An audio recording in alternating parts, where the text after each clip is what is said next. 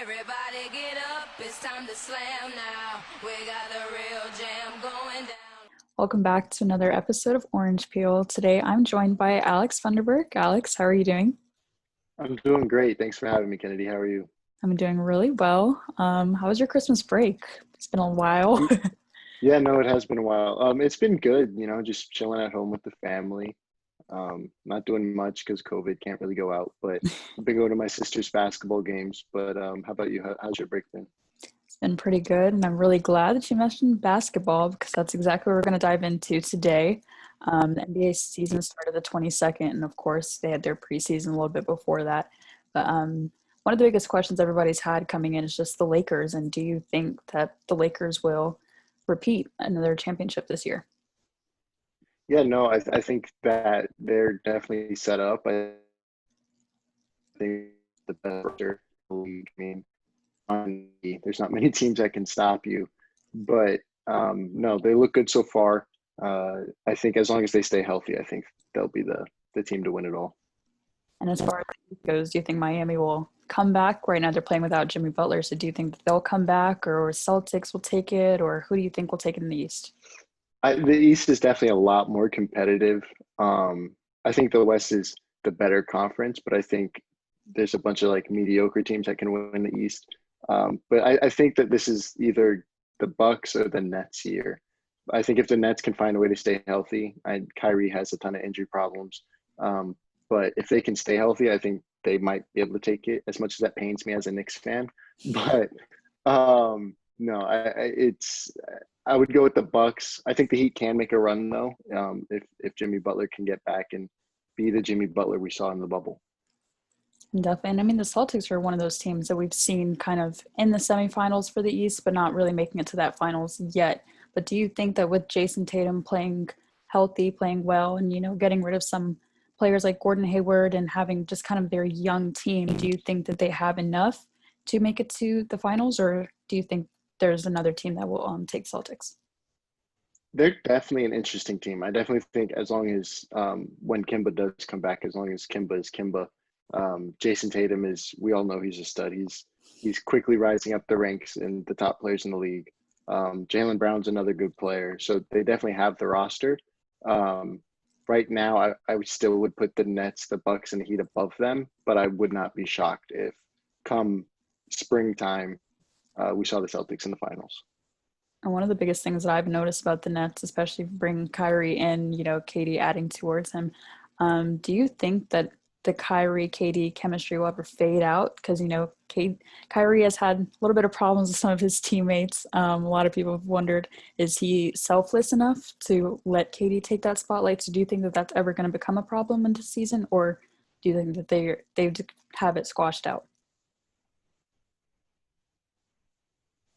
It's an interesting dude because like, when you think it's him and LeBron were going to work out fine, and then it didn't.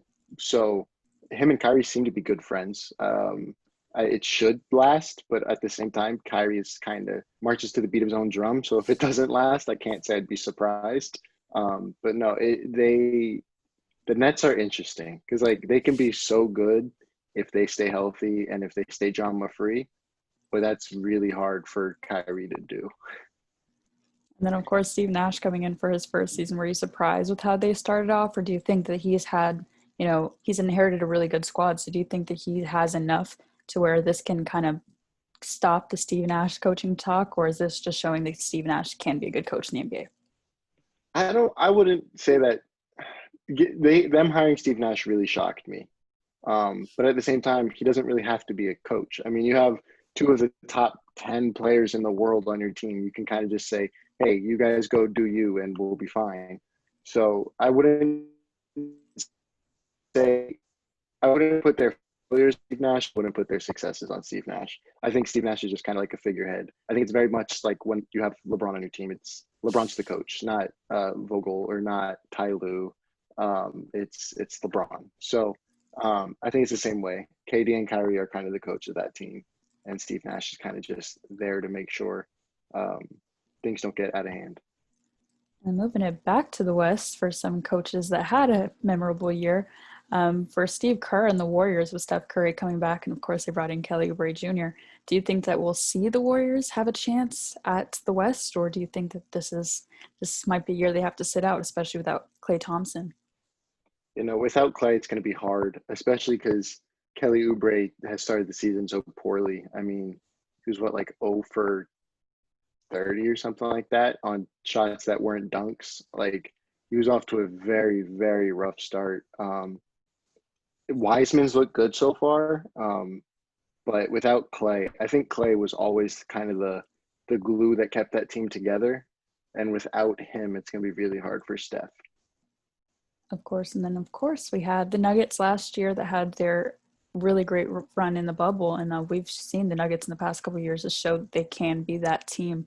Do you think that them playing healthy puts them at a shot, especially if you have players like Michael Porter Jr. that can be consistent and play well for them? They're definitely up there. I think as long as you have Jamal Murray and Jokic, if Michael Porter Jr. can step up and consistently be that third option, and if he can just like barely play defense because he didn't play any defense last season, if he can just like kind of just stand there defensively and just stay in front of somebody, I think they can be really good. And they didn't have Will Barton. Will Barton sat out of the bubble, so I think having him back is big. But no, the Nuggets are definitely a threat. I think Utah can be too. Definitely. And I think one of the biggest things that this whole conversation of just who's taking the West has brought on is the idea of a super team. Do you think that, teams like the Lakers should be able to acquire arguably the best players in the league right now with AD and LeBron? Or do you think that they should kind of block these super teams from forming? Because we saw it with the Warriors and they were pretty much unstoppable. And now we're seeing it again with the Lakers. So do you think this is something the NBA has to come in and control? Or is this what it is? I think I don't know. Everyone that I talk to anyway hates the super teams, but I've always liked them. Like, as much as I hate Boston, when Boston had it with KG, Pierce, and Ray Allen, it was fun. It was good for basketball. Like, it made basketball fun. People wanted to see their team go against the Celtics, or when LeBron was in Miami with that big three, or like you said, Golden State. Like, it's fun. People watch those teams because you either love them or you hate them. So no, I wouldn't want the NBA to step in. I think it is good for the sport. It kind of hurts the competitiveness because you do have one or two teams seemingly every year that are like a lock to get to the finals. But you can have a surprise team step up. Like, most people thought it was going to be the Lakers and the Bucks, but the Heat came up and the Heat got him. So if there's still room for a surprise team on chemistry, because at the end of the day, you can have the greatest players in the world, but if they don't play well as a team, you're not going to win a championship. And you saw that with the Heat last year. The Heat got to the finals because they were such a solid unit, not necessarily because they had the best team.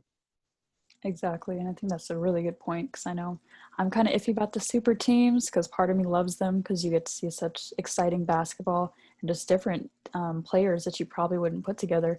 But part of me is like, I kind of want to see someone else come out of the West outside of the Lakers. But I guess we'll just have to see. Speaking of players that get a lot of hype, we have a lot of rookies that just came in from the 2020 draft. So starting off, let's just start with our number one pick, Anthony Edwards, coming out of Georgia. What have you kind of seen with Anthony playing with the Timberwolves? And are you impressed by how he's playing, like underperforming? How are you feeling with Anthony? I mean, he's been kind of what I expected. I mean, he's a solid player. I mean, right now he's averaging 15 points a game. So, I mean, that's kind of what you want out of a rookie. The other thing is he's hilarious. There's video of him on social media getting interviewed with the Timberwolves social team, and he's a real funny dude, which I did not know or expect to come out of him. So that's been cool. But no, he's a solid basketball player. He's Anthony Edwards. I mean, he's kind of what you would expect out of a rookie so far. And being in Minnesota, he's not going to get the attention that he would if he were in, like a LA or a New York. But no, he's going to be really solid. But of course, averaging 15 and then playing under players like Karl Anthony Towns, D'Angelo Russell, do you think that this is rookie of the year numbers, or is this just kind of all right, he's playing with a good squad, so of course he's going to put up numbers because everyone's moving the ball around. I mean, right now, I think he would be leading my rookie of the year race, but we are only 4 games in. I mean, 15 points, about 2 assists, and almost 8. Sorry, rebounds. He's a solid player coming for the Timberwolves. So if he can keep that up, which who knows if he will be able to or not, he'll most definitely be at least top 3 in rookie of the year. Our number 2 pick, we have James Wiseman, straight out of Memphis. So what have you seen out of James that you like, don't like? Are you surprised with how he's playing with the Warriors, or is this what you expected coming out of that organization? I'm really surprised and in a good way because he didn't play a whole season. He got suspended and then left Memphis. So for him not to play in almost a whole year and for him to come out and he's averaging 12 points, 6 rebounds, almost 2 blocks a game.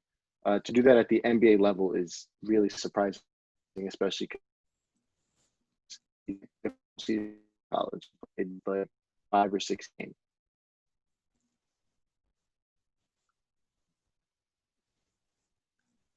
I just kind of froze for a second. Okay.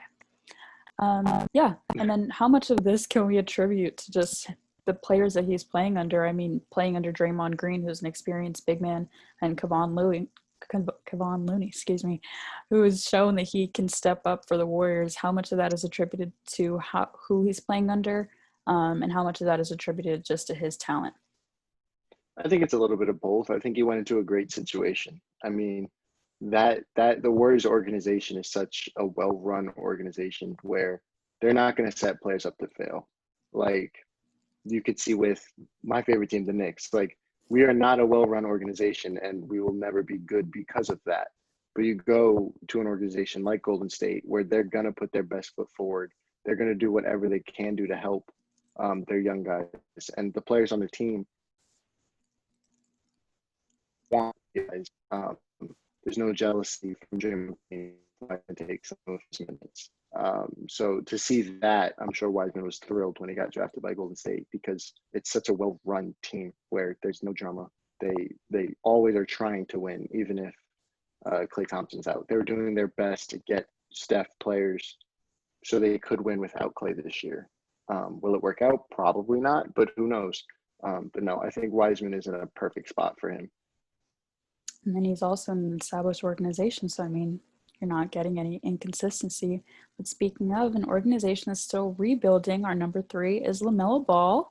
What have you kind of seen? I mean, LaMelo Ball is one of those players that has had every type of questioning around his name, to say the least. So are you surprised? I mean, he's only averaging about 6 points coming in right now, which is completely different than his pro career. So is this the LaMelo Ball that we expected to see, or is he underperforming from what he came from? I think he's underperforming in terms of the hype he got, but I think he's performing right about where I thought he would. The knock on him was he can't shoot, and he's shooting like 33% right now. So it's kind of on par. He's going to give you highlight passes. Like that's just what he does. I mean, that bullet he fired to Terry Rozier before dunking on KD, like that, you're going to get 2 or 3 of those kind of passes per night with him. If he can improve his shooting, he's going to be an amazing player in this league. But if he can't, he's just going to be flashier Chris Paul with less scoring. But no, I think he's about right where I thought he would. He just really has to improve the shooting. Of course. I mean, he's in an organization too where they have room to grow. You don't really have as many vets as you'd want to. Of course, bringing Gordon Hayward in brings in a lot of experience, but they're a fairly young team. So with LaMelo Ball, can we make the excuse that, he's in a position where he has to grow, or is he still underperforming for where he's at? Could we see more out of LaMelo Ball right now? I mean, I would definitely say give him time. But I think the majority of the hype he's gotten hasn't necessarily been from NBA analysts or NBA people. It's been social media just because all the flashy stuff you see in his highlights. but you're gonna have to give him time because, like you were saying, that organization is still rebuilding. They're trying to get pieces. They can be exciting down the road, but I don't think they will be this year. Outside of just the highlights we see from LaMelo, but no, give LaMelo time. If he can get the shot down, they'll be fine. They'll be a good team down the road. And someone that's definitely taking their time is Patrick Williams. Patrick Williams coming out of FSU, who UCF has proved might not be a basketball school anymore. um, just what have you seen out of Patrick? I mean, he had a really good preseason. I think he was averaging about 18 in the preseason and then coming in, dropping down to single digits. So is this normal? I mean, the Bulls are completely rebuilding with their new coach, Billy Donovan. So is this normal for Patrick Williams right now, or could we expect a little bit more out of him? I mean, I kind of was shocked he got taken so high from the jump. I didn't see him being taken that high, but I definitely do think it's hard to judge him because he's on the Bulls and they are rebuilding. He's another player I would say give him time because I do think he can be good. Just give him time. Give him time to get in that system. Let Billy Donovan get the pieces he wants around him, and he can turn into a solid player. Definitely. I mean, one of the players that I was really excited about and I feel like should have won a little bit higher was Cole Anthony, who's local in Orlando now. So with Cole Anthony, of course, the Magic, I feel like, are a team that they're kind of here and there. I don't think that they found their perfect fits in any player yet. But of course, he's building from Markelle Fultz right now. So what have we seen out of Cole Anthony? Should Cole Anthony be in that Rookie of the Year race, or should he have been taken higher based on how he's performing right now? I think he definitely should be in the race. I also thought he would go higher than he did. I mean, the Magic are 4-0 for the first time ever, which is really cool. And to see that, led by Fultz and Cole Anthony is really cool. I really thought you said, he should have been taken higher than he was. At UNC, he was solid. He was injured off and on, but he was solid when he did play. To see him slip as far as he did was shocking. But no, he's going to be great. If he keeps it up, he'll definitely be at least top 3. I would not be shocked if he won it, though. We'll definitely have to wait and see. Well, I think this whole thing kind of brings us around to how much of this should be allowed, like the rookie hype. Should we feed into what we see, especially for players like LaMelo Ball, who received their hype through high school and then a little bit through their pro career, I guess you could say. And then a lot of them are getting it from college. We saw it with Zion Williamson. A lot of people feel like Zion could have been doing more. So how much hype should we be putting on these rookies, or how much of it should just be letting them play and grow into players? I would definitely say let them grow and let them play, but it's so hard because you see these, like with Zion, like he was dunking on everybody in high school and all those videos were all over Twitter. So it's hard not to get hype about these guys, but until you see them do it at the college level or the NBA level, like we should pump the brakes a little bit, especially with LaMelo because he did it in Lithuania and Australia. And those aren't, yes, the Australian league is pretty good, but it's nothing compared to college basketball in the States or the NBA here. So you got to let it play out first. But yeah, no, it's definitely hard not to feed into the hype, but I would definitely say chill out. Let's see if they do it on a higher level first. Definitely. So I guess we'll just have to wait and see, give some players some time and see how they grow. One of the things that we wanted to end off with was talking about Ja Morant. Of course, I think he's out for about 3 to 4 weeks with that ankle injury that he had in their last game. So what does this mean for the Grizzlies right now? They're playing without Jaren Jackson Jr. as well. So is this a hurt to the Grizzlies, or are they fine as soon as Ja Morant gets back? It's definitely going to hurt the Grizzlies. I mean, he to start the season, he was their team. I mean, in their first game, he had like 49-6 or something crazy like that. So he was the Grizzlies team. So without Ja, they're gonna have to find a way to stay afloat.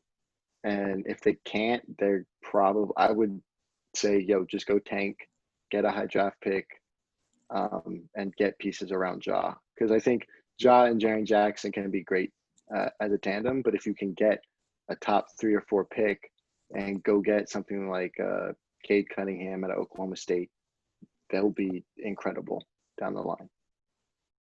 Yep, definitely a high ceiling. We'll see if players like Brandon Clark, who stepped up in the bubble, can really hold their own. But I guess we're just going to have to see. We're going to have to wait and see how these rookies turn out, how the Grizzlies turn out. But thank you so much, Alex, for joining me. It's been really great having you. Hope to see you again on here. For sure. Thanks for having me. Of course. Thank you so much.